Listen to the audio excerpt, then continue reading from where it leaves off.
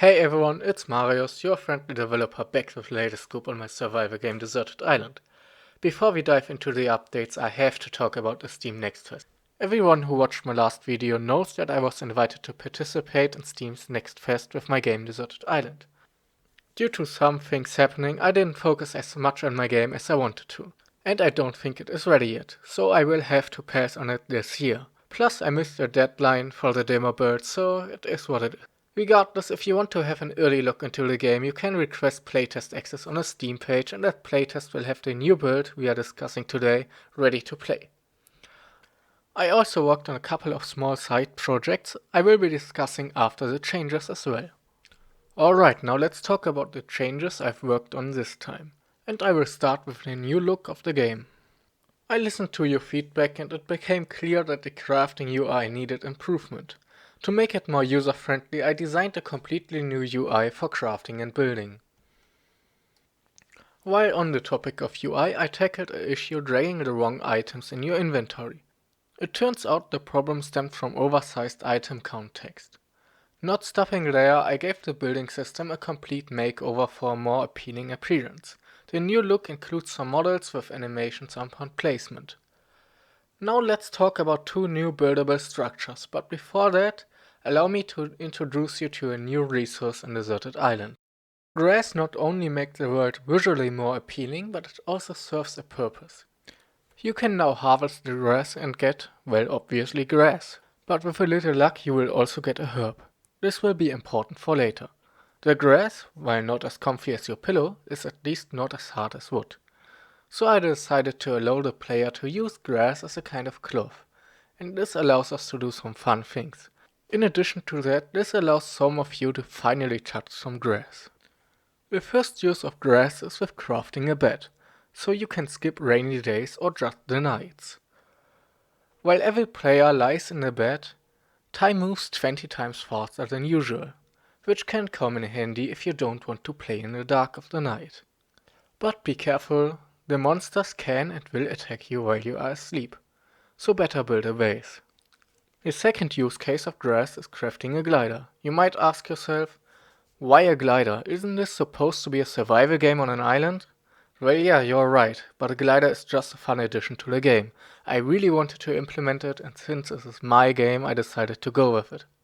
My latest addition, the planter box, serves as a second new buildable structure. In the background you can catch a glimpse of its modeling process. The concept behind this addition is to add a fresh dimension to the gameplay. Instead of solely relying on apples for sustenance, I wanted to offer something new. Within these grassy patches of the island you will now find tiny herbs. These herbs can either be consumed directly or planted in the planter box, multiplying one herb leaf into 8. While they may not fill you up as much as apples, they provide a sustainable source of food, and you can farm them to your heart's content. If you're interested in the process of modeling this new plant, I will provide a link to the tutorial I used as a reference. Keep in mind that I made several modifications to adapt its use for Unity. In addition to the updates to Deserted Island, I would like to take a moment to showcase two side projects I explored over the last couple of weeks. These projects were partly influenced by the Unity situation I mentioned earlier. But rest assured, I'm fully committed to continuing development on Deserted Island. However, as a developer it is always valuable to explore new horizons. The first project starts by me trying Godot, which, judging by the multitude of Godot videos out there, I'm certainly not the only one who has been curious about it. During this exploration I created a simple prototype reminiscent of the Portal game style. While it doesn't feature extensive gameplay, it allowed me to delve into Godot's C++ capabilities and its 3D features. The portal gun model used in this prototype is from Sketchup, and I will provide a link to it in the video description below.